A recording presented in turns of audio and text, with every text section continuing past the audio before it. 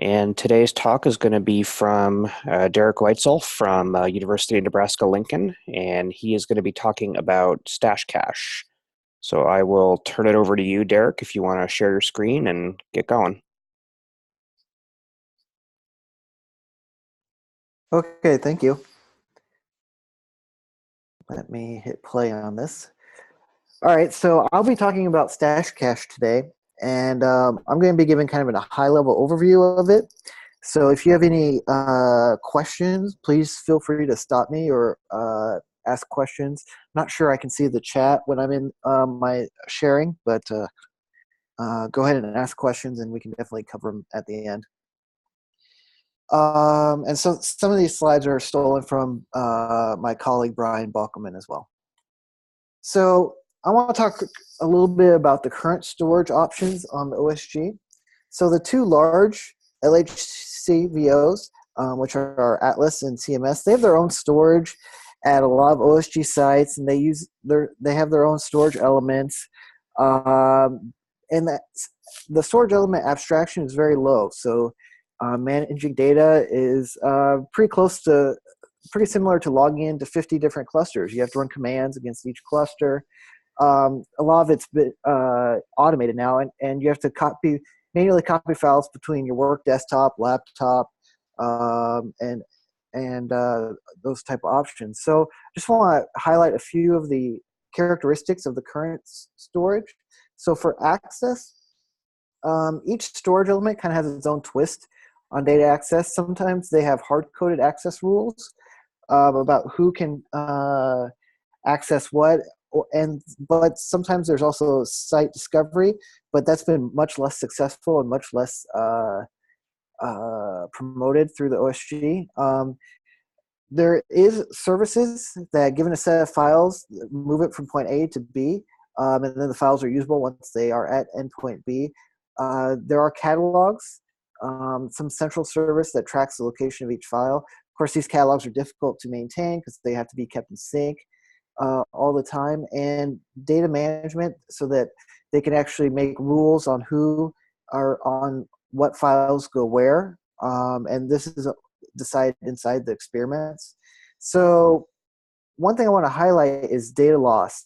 So if there's a data loss in CMS, the site initiates the recovery procedure. So in CMS, the site admin actually opens the ticket. They will initiate a retransfer of that data. It's assumed that this is an exceptional event and doesn't happen very often. And also, if a file isn't in the correct location, that can also be considered a data loss error. So this is a quote that I really like. So opportunistic computing is like giving away airline seats, and the OSG is really good at opportunistic computing.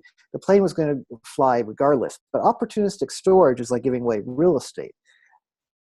So using the storage element paradigm for opportunistic VOs has been a colossal failure. So those are VOs that are not CMS and Atlas. So CMS and Atlas have very robust and efficient systems, but for the most part, they've been impossible for others to adopt because they're so customized to CMS and Atlas experiments.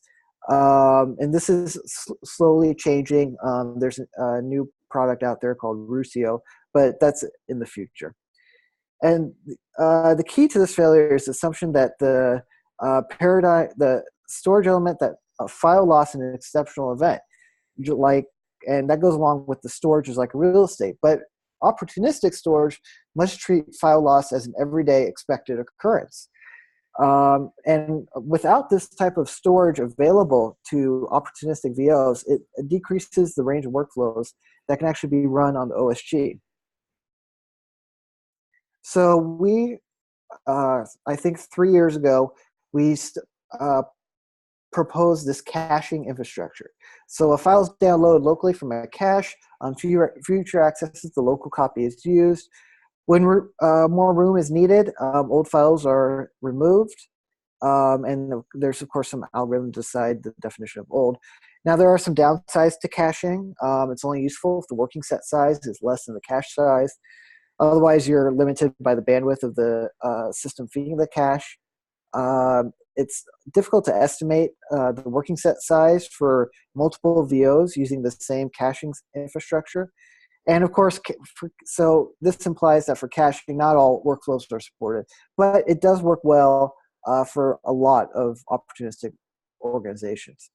And so I want to compare the same characteristics of caching with those characteristics of the storage element. So for example, access, all endpoints in the infrastructure have the same data access method. They just query a cache for the data. The movement's very simple. It's if the files are not local, they're moved on demand. There's a catalog more or less that's just like the origin server. So if it's on the origin server, then it can be pulled down through the caching system. You don't have to track it at multiple locations. You don't really care because it's a caching system. And the custodial copy of all files are on this origin server. So you don't need any explicit work by the VO to say, move it to Nebraska, now move it to University of Chicago. There's no need for these type of thing. And it's resilient to failures. And sites can reclaim storage at any time, and that makes it much more opportunistic storage paradigm. So we propose StashCache, and this is a quick map of a few of the caches across the United States, one at Nebraska, Chicago, Syracuse, Brookhaven, and UCSD. So these are considered more or less regional caches. So the workflow is the user places files on this OSG Connect origin server, which is a generic submission server with this file system dedicated to it. The jobs will then request the file from a nearby caching proxy, which will be one of those caches that I showed in the map before. The caching proxy will query the federation for the location of this file.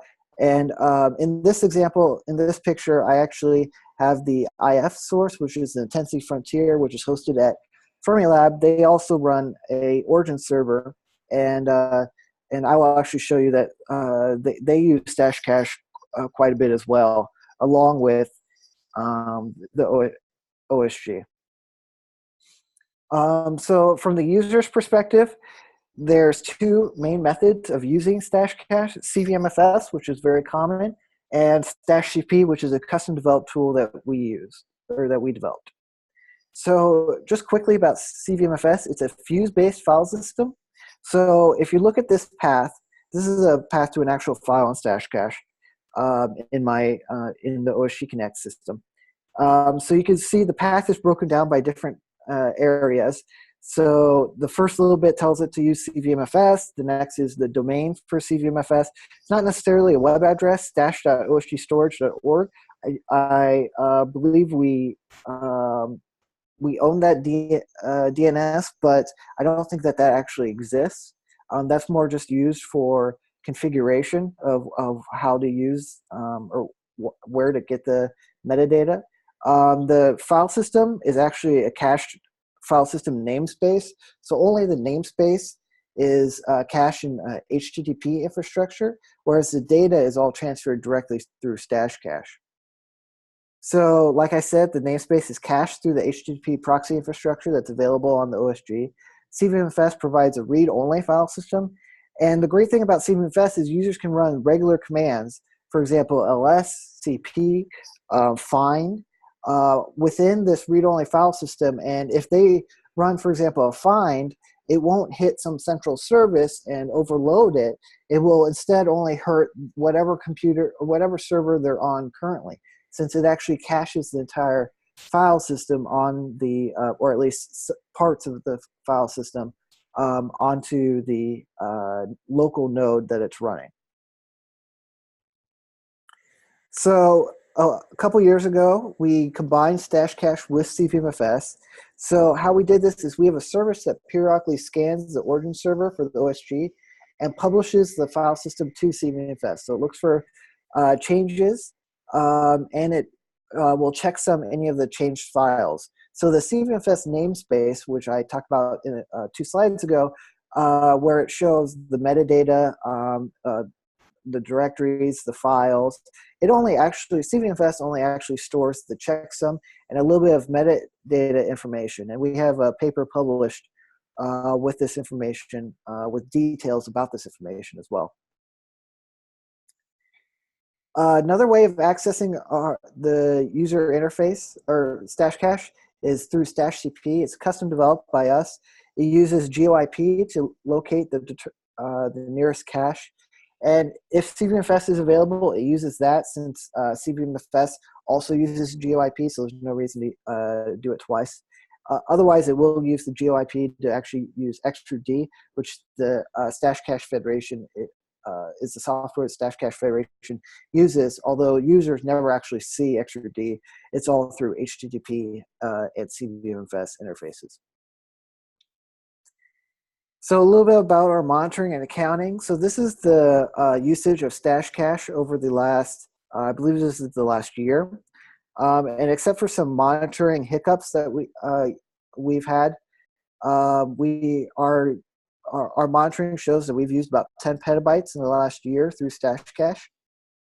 And this is also broken up by sites. So Nebraska, Syracuse are some of the larger sites. I want to talk a little bit about the different sciences that have been enabled using StashCache. I'll talk briefly about LIGO and then some bioinformatics experiments. So LIGO was kind of a special case. So LIGO data, their LIGO frame data is private for several years until they release it to the public. So we have to protect that data using a secure federation. So what we did is we modified CVMFS to use LIGO's X509 certificates from the user's environment. And what it does is it propagates those X509 certificates to the caching federation, and the caching federation then uses that certificate in order to pull the data from secure servers. So it still uses caching, but it uses the X509 certificate to authenticate the user, so that even though they're using CVMFS, it's still a secure transaction all the way down to the user's process. And again, we have another publication that describes this process in more detail. For bioinformatics, there's two experiments that I want to highlight. There's genetics research coming from Clemson University, and they actually use the StashCP tool that I mentioned before. They've been running about 4 petabytes in the last year, and that's the lower end. Because of the way that CVMFS will actually cache the namespace and the data on the local node, we don't have great monitoring of once it hits the node, how much that data is actually used. And the same goes for bioinformatics core at University of Nebraska Lincoln. They use CVMFS, so not great usage data. So even though we can see how much data is coming off of our StashCache caching servers and our origin servers, once it hits the worker node and CVMFS is handling the caching, we're not able to tell like how many times they read over files and those type of things. But we know we know lower ends of what was actually pulled through the caches. And for bioinformatics core at University of Nebraska Lincoln, it was at least 4 petabytes. So I know I spoke fast. Due to some of the caching restrictions or the monitoring restrictions at CVMFS, we only have lower end estimates of monitoring, but over the last year, we've moved about 10 petabytes and we have about an 88% cache hit rate. Of course, that goes up and down depending on the workflow, and we have a lot of different workflows running on StashCache, so some of them are really good cache hit rates, some of them are clearly not as great. So what's next? So our next implementation, our next project is writable StashCache. So it'll use authentication with something called side tokens, which is a new project headed up by Jim Basney at NCSA. And what it is it uses OAuth tokens in order to authenticate writes to remote servers. And so we're able to actually, not only are we able to read data through StashCache, we'll be able to write data back. And then we've been working on, in the last month or so, file-based monitoring.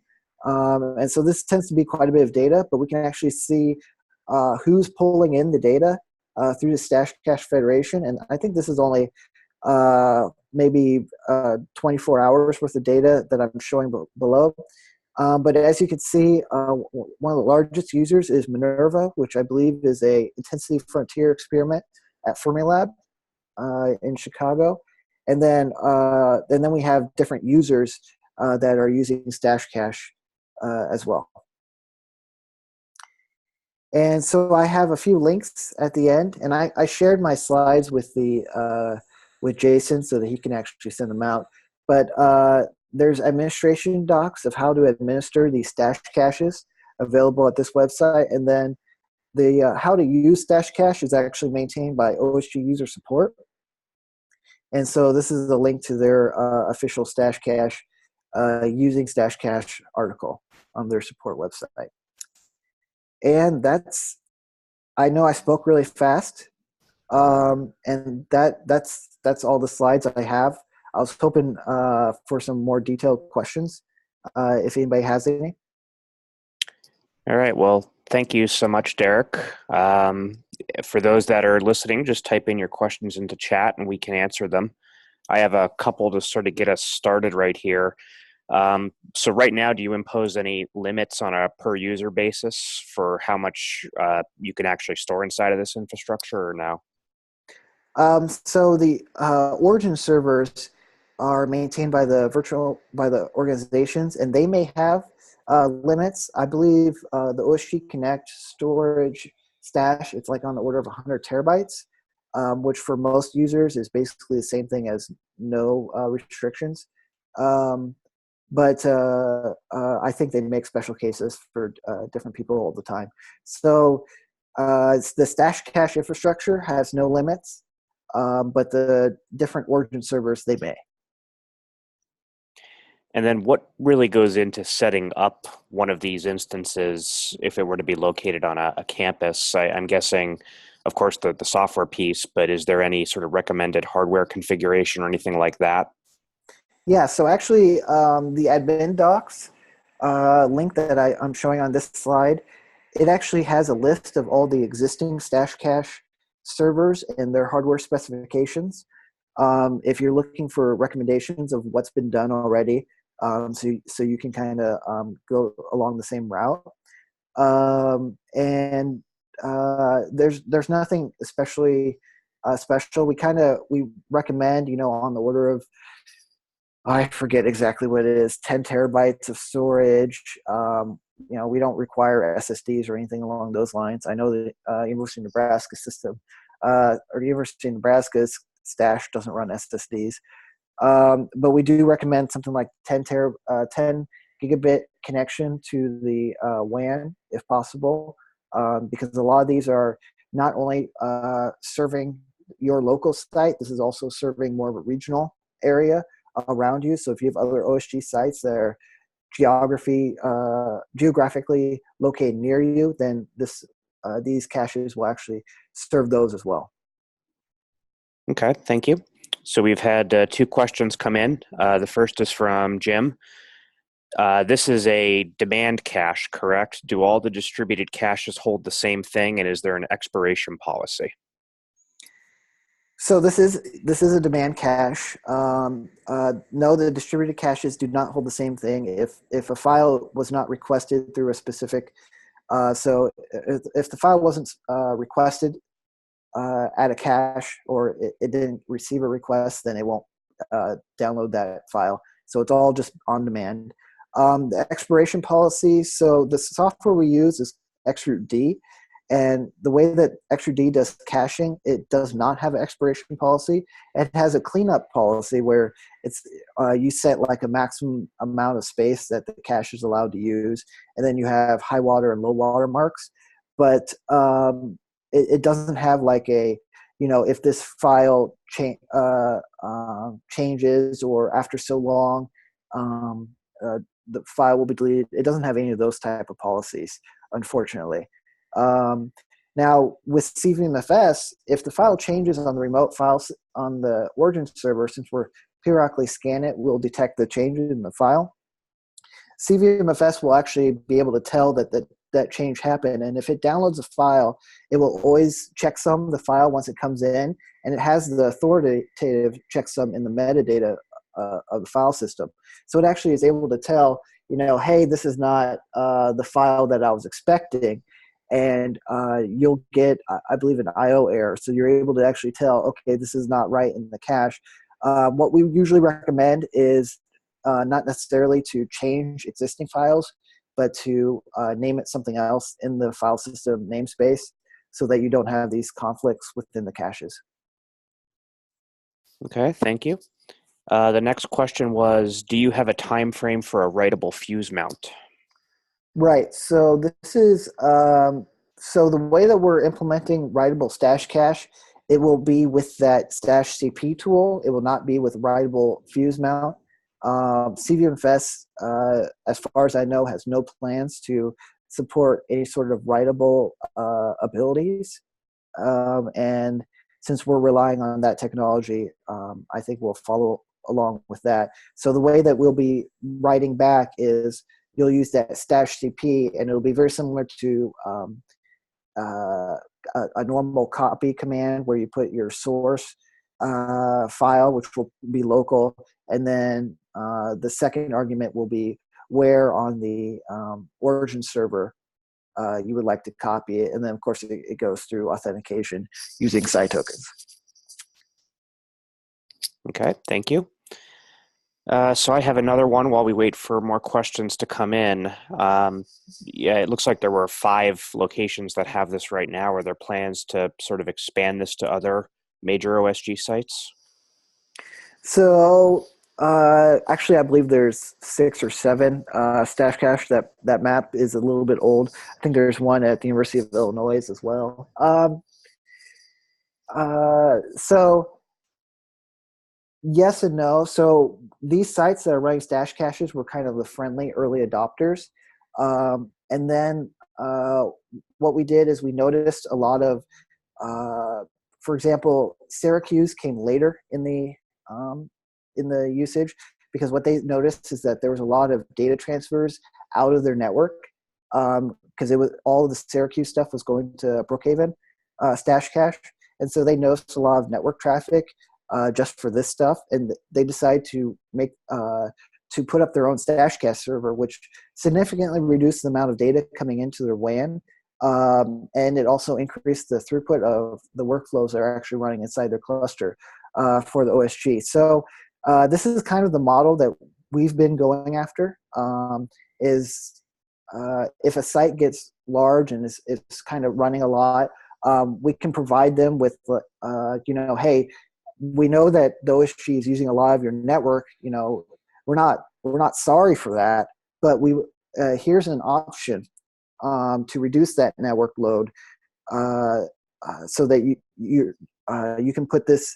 It's a prepackaged. You just do yum install StashCache server, I believe is the meta RPM, and it'll install this extra D on there and configure it for you, and then it will be using that on your local server or on your local network rather than going out to the wide area network. So that's been mostly our model, and as you can see, a lot of the sites that have these are large sites already for opportunistic organizations. University of Chicago, Nebraska, Syracuse, Brookhaven, UCSD, those are all big sites that run a lot of opportunistic workflows. And UCSD is fairly close to Caltech, so it actually works out well there. And especially network-wise, they have very good networks between them. So that was going to be a follow-up question I had. It is reducing network traffic from within a site having to go and touch things that would be on a wide area network. Do you have any information about things that may be located nearby if they're hitting the caches from the outside? And Caltech to UCSD is a good example, but are there any others? So the monitoring that we've been working on the last month tells us exactly that, of like where are the clients and what servers are they hitting. Before that we had this monitoring, we just more had summary monitoring of like how much the caches are pushing out, and that's what we have back a whole year. The file-based monitoring is more or less we have for the last couple of weeks, plus or minus a few monitoring hiccups. So we're able to actually detect this a lot better now, and that will be our next step, is evaluating, hey, if we moved a StashCache server at this site, then we'll actually be able to optimally move data in and out of that site. And so, yeah. So that's the next step in our investigation. Okay. Jim also wants to know, does this support IPv6 at this point? Yes, it does. We've actually had problems with that with, I believe, Illinois enabled a quad A record in DNS, but they forgot to enable the service to actually listen on IPv6, and so it broke some caches. Well, it didn't break it. What it did is the clients tried to connect to it, didn't work. I forget if they failed back to IPv4. XRD has strange behavior when it comes to IPv6 and v4, and then it ended up actually going to another cache, I believe University of Chicago, which happened to be pretty close anyways, so it wasn't that big of a deal. Okay. Do you have any information about what the sort of per flow network performance is on some of these things? I mean, you mentioned it's using file systems, so it's always going to be based on the underlying performance of that, but any information about how well these actually do over the WAN when they have to go and fetch their data? I don't have great information about that type of network performance. I know that XRD, which is most of the software, so the cache to origin server communication is over the XRD protocol. And I know the XRD protocol has been widely used in the wide area network and optimized to do so. But I don't have good information about it. I mean, I can see like on servers how much data is moving in and out of it, but I don't have good ideas of like how fast. I mean, I guess I could do some quick division to figure out how fast on average, but those type of things. Well, we won't make you do math on the fly. Please don't. Another question came in. What does the end user experience look like as far as publishing the data into the cache?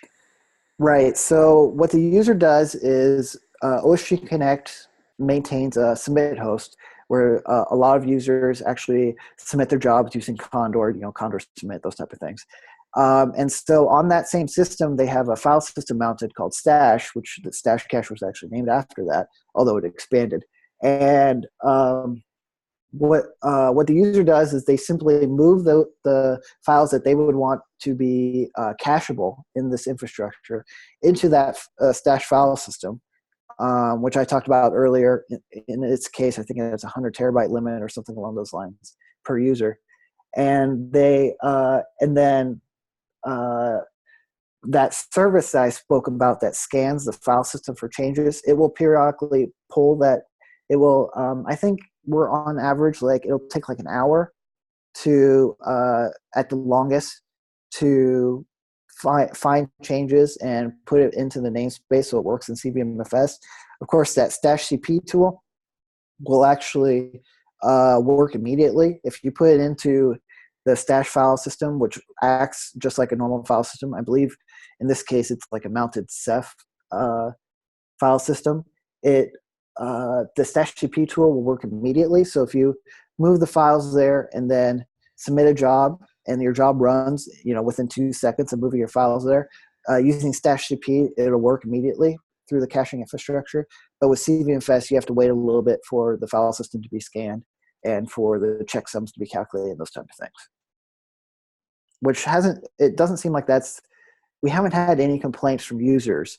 I think that's kind of showing, StashCP, the tool is nice, but having an actual file system that you can like CP out of, or you can actually read directly from this CVMFS file system or do finds, I think that's such a large increase in user experience that they don't really complain about the hour or two it may take for the files to actually show up there.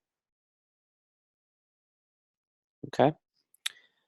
Well, no more questions right now in the hopper, so I'll just take this opportunity again to thank you for your time today. And if anybody else has any further things, just type them in.